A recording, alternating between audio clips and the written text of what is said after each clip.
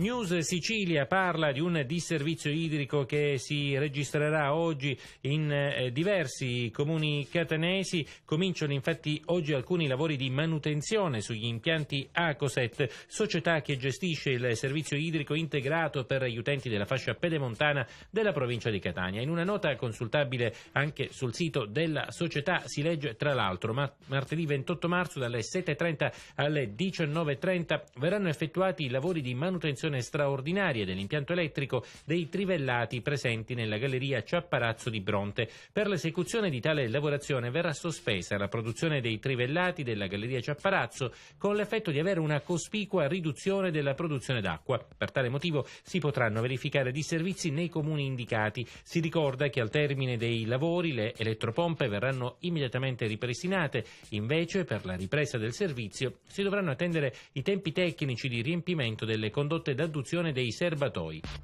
I comuni interessati sono quelli di Aci Sant'Antonio, frazione di Santa Maria la Stella e Lavinaio, Adrano, Belpasso, Biancavilla, Bronte, Camporotondo, Etneo, Gravina di Catania, Mascalucia, Nicolosi, Pedara, Ragalna, San Pietro Clarenza e Santa Maria di Licodia. Di servizi idrici anche nelle zone alimentate dal serbatoio di Contrada Piano Ellera in Pedara e in Contrada Difeso di Nicolosi.